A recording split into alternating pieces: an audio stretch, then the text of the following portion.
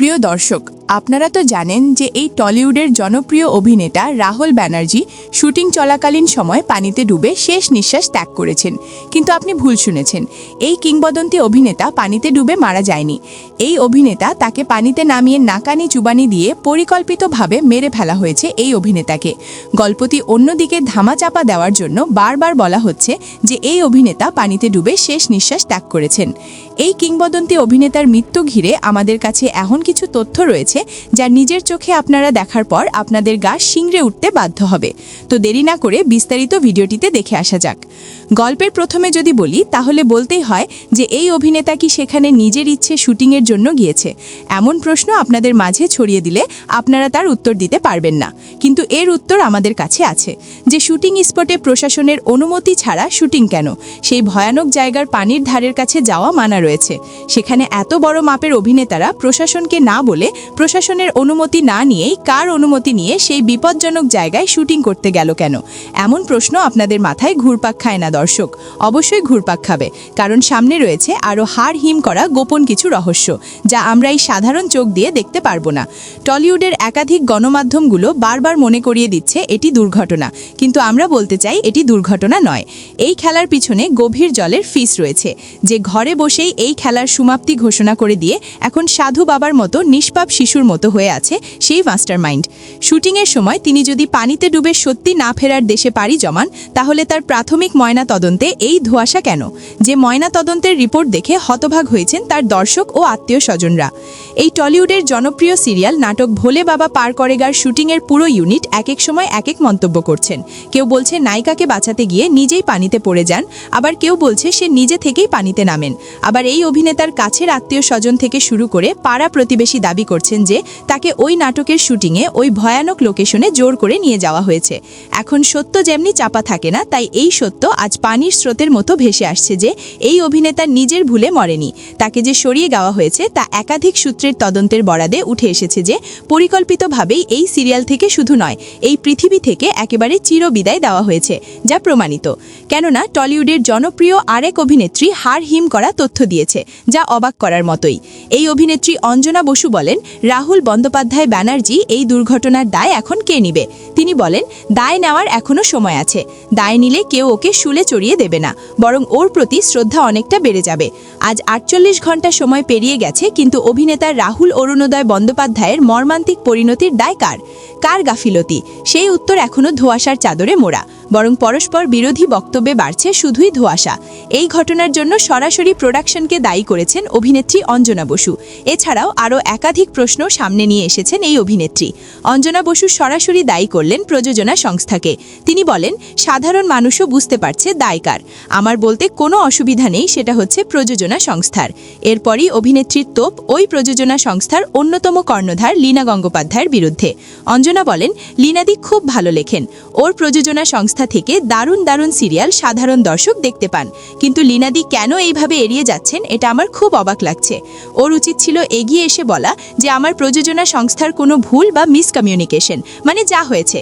দায় নেওয়ার এখনো সময় আছে, বললেন অঞ্জনা বসু। এই অভিনেত্রী আরও বলেন, দায় নিলে কেউ ওকে শুলে চড়িয়ে দেবে না, বরং ওর প্রতি শ্রদ্ধা অনেকটা বেড়ে যাবে। উনি চান বা না চান দায় তো নিতেই হবে, কারণ এটা প্রযোজনা সংস্থার ভুল। এছাড়াও এমন অনুমতি ছাড়া কাজ অনেক প্রযোজনা সংস্থা করে। সাধারণ মানুষও বুঝতে পারছে দায় কার। আমার বলতে কোনো অসুবিধা নেই, সেটা হচ্ছে প্রযোজনা সংস্থার। শুধু তাই নয়, এই ঘটনার আড়ালে এমন কেউ উকি মারছে তা আপনি আমি কেউ জানি না। তবে সত্য যেমন চাপা থাকে না, ঠিক হাজারো মিথ্যাকে ধুলোর স্বাদ করে এবার বেরিয়ে আসছে আসল সত্য। সেটা হলো এই অভিনেতার ধারাবাহিক নাটক ভোলে বাবা পার করেগার যে পজিশনে তিনি ছিল তাকে মেরে সেই পজিশনে নতুন কেউ আসতে চলেছে বলে একটি গোপন সূত্র নিশ্চিত করেছেন।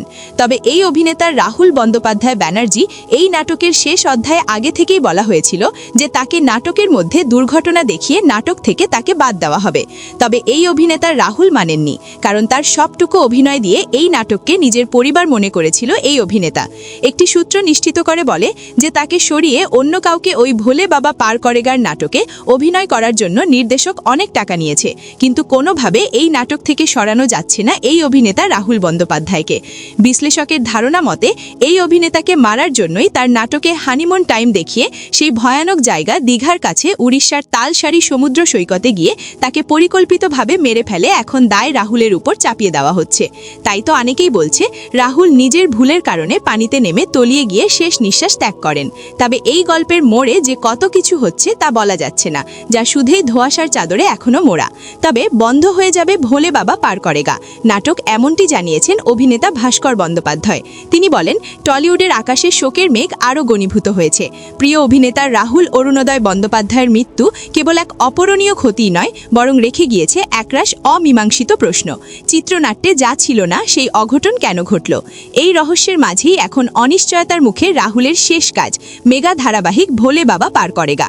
রাহুলের চলে যাওয়ায় এই ধারাবাহিকের ভবিষ্যৎ এখন 20 বাউজালে। সত্যিই কি ভোলে বাবা পার করেগার চিত্রনাট্যে গভীর সমুদ্রে গিয়ে দৃশ্য রাখা ছিল কিনা তাও নিয়ে সন্দেহ রয়েছে।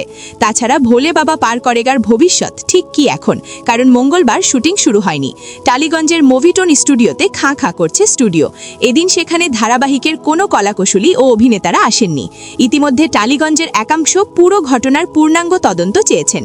অনেকে আবার চ্যানেল কর্তৃপক্ষ এবং প্রযোজনা সংস্থার তরফে রাহুলের পরিবারকে ক্ষতিপূরণ দেওয়ারও দাবি করেছেন। প্রযোজনা সংস্থার পক্ষ থেকে লীনা গঙ্গোপাধ্যায় আগেই স্পষ্ট করেছেন যে দুর্ঘটনার সময় তিনি স্পটে ছিলেন না, পুলিশি তদন্ত চলছে, তাই এই মুহূর্তে তিনি মন্তব্য করতে নারাজ।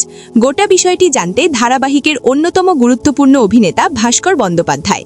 এই নায়কের মৃত্যু ঘিরে দায় এড়াতে পারেন না নাটকের নির্দেশক থেকে শুরু করে প্রযোজনা সংস্থা। তাকে পরিকল্পিতভাবে সরিয়ে দেওয়া হয়েছে, তা ময়না তদন্তে উঠে এসেছে স্পষ্টভাবেই। নাটকের শুটিংয়ের কর্মীরা জানিয়েছেন যে এই অভিনেতা পানিতে নামার পর সাথে সাথেই তিনি পানিতে ডুবে যান এবং তাকে 4 থেকে 5 জন ব্যক্তি পানি থেকে উপরে তোলে এবং তখনও তিনি বেঁচে ছিলেন।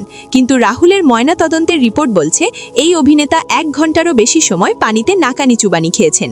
তাই তার শ্বাসনাল ও পাকস্থলিতে ঢুকে পড়ে বিপুল পরিমাণ নোনা পানি ও বালি। শরীরের নোনা পানি ও বালির উপস্থিতির দিকটি ময়না তদন্তের সবচেয়ে গুরুত্বপূর্ণ বিষয় বলে মনে করা হচ্ছে। কারণ হিসেবে চিকিৎসকরা জানান, সাধারণ ডুবে যাওয়ার ঘটনার তুলনায় রাহুলের শরীরের ভেতরে বালি ঢোকার পরিমাণ অতিমাত্রায় বেশি। বিশেষ করে শ্বাসনালী ও পাকস্থলিতে যে পরিমাণ নোনা পানি ও বালির উপস্থিতি পাওয়া গেছে তা স্পষ্ট ইঙ্গিত দেয় যে দীর্ঘ সময় পানির নিচে ছিলেন এই অভিনেতা রাহুল। এ ধরনের ঘটনা নিয়ে যারা কাজ করেন তারা মনে করেন, প্রাথমিক ময়না তদন্ত ঘিরে যে তথ্য সামনে এসেছে তা মনে করা হচ্ছে দীর্ঘ সময় পরও রাহুলকে উদ্ধার না করায় পরিস্থিতি আরও জটিল করে তোলে, যা শেষ পর্যন্ত অভিনেতার মৃত্যুর কারণ হয়ে দাঁড়ায়। কিন্তু এখানে এমন কিছু তার সাথে সেই দিন সেই সময় শুটিং চলাকালীন ঘটেছে তা ধোঁয়াশাই থেকে যাচ্ছে। রাহুলের ভক্ত অনুরাগীদের কাছে এতে মনে হয় এটি পুরোপুরি পরিকল্পিত হত্যাকাণ্ড, যা এখন কেউ স্বীকার করতে চাচ্ছে না।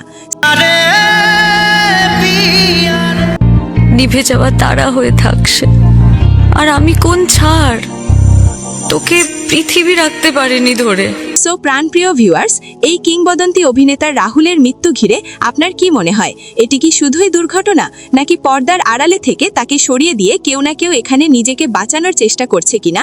এই বিষয়ে জানিয়ে দিন আপনাদের মূল্যবান মতামত আমাদেরকে কমেন্ট করে। ভিডিওটি সামান্য পরিমাণ ভালো লাগলে একটি লাইক দিতে পারেন এবং আরও ভয়াবহ তথ্য সবার আগে জানতে এই চ্যানেলটি সাবস্ক্রাইব করে রাখতে পারেন। News desk, Trends news 69।